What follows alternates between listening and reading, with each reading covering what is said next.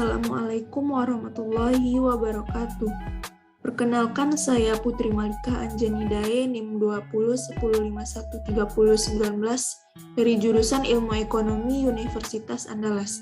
Di sini saya memenuhi tugas video ujian tengah semester mata kuliah Ekonomi Perencanaan kelas E4, yang mana tugasnya adalah memilih salah satu soal dan buatkanlah dalam bentuk video.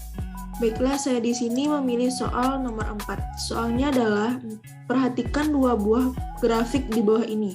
Ada grafik A dan B. Pertanyaan yang A adalah, apa perbedaan mendasar dari kedua grafik di atas dan apa kaitannya dengan perencanaan pembangunan?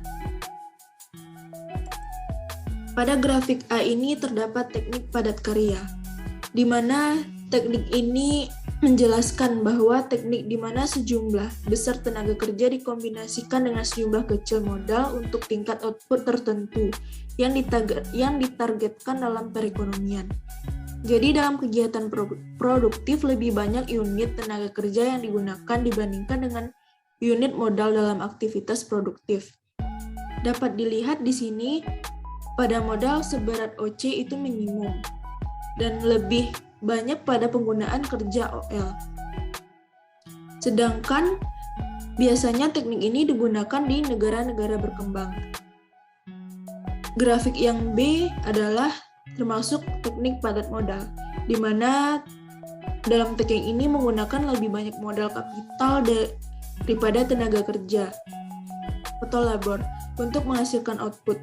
Teknik padat modal ini menyiratkan pada penggunaan teknologi maju modern dan digunakan sebagai alternatif tenaga kerja. Dapat dilihat pada grafik penggunaan kapital lebih besar daripada kuantiti labor. Teknik ini biasanya digunakan di negara-negara maju. Tujuannya untuk mempercepat pertumbuhan ekonomi. Jika di negara tersebut memiliki banyak tenaga kerja dan sedikit modal, maka teknik yang harus dipilih adalah teknik padat karya pada grafik yang A. Begitupun sebaliknya. Pertanyaan yang B adalah, bila sebuah negara dengan tingkat pengangguran tinggi ingin mendorong pertumbuhan ekonominya, maka konsep perencanaan pembangunan pada grafik yang mana yang paling tepat diterapkan? Jelaskan. Jawabannya adalah grafik yang A, yaitu padat karya. Karena jika di sebuah negara tingkat penganggurannya tinggi, maka konsep yang paling tepat untuk diterapkan adalah grafik yang A. Karena para pengangguran itu dapat banyak dijadikan tenaga kerja untuk aktivitas produksi dan bisa juga mendorong pertumbuhan ekonomi di negara tersebut. Jadi konsep pembangunan yang paling tepat yaitu adalah grafik yang A, padat karya. Pertanyaan yang C adalah, coba saudara sebutkan beberapa bias atau ketidaktepatan yang sering terjadi dalam perencanaan pembangunan. Yang pertama, adanya kecenderungan berpikir bahwa dimensi rasional dari pembangunan lebih penting dari dimensi moralnya, di mana yang dipikirkan hanya keberhasilan pembangunan secara fisik, akan tetapi secara moral tidak diperhitungkan. Adapun dimensi material lebih penting daripada dimensi kelembagaan. Selanjutnya, dimensi ekonomi lebih penting dibanding dimensi sosialnya. Yang kedua, pendekatan pembangunan yang berasal dari atas atau pusat lebih sempurna daripada pengalaman dan aspirasi pembangunan di tingkat bawah. Yang ketiga, pembangunan masyarakat di tingkat bawah lebih memerlukan bantuan material daripada keterampilan teknis.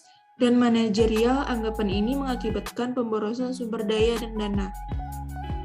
Yang keempat, teknologi yang diperkenalkan dari atas selalu jauh lebih baik daripada teknologi yang berasal dari masyarakat itu sendiri.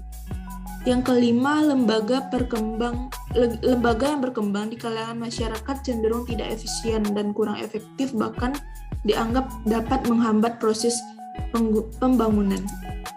Yang keenam, masyarakat di lapisan bawah dianggap tidak tahu apa yang diperlakukannya atau bagaimana memperbaiki nasibnya.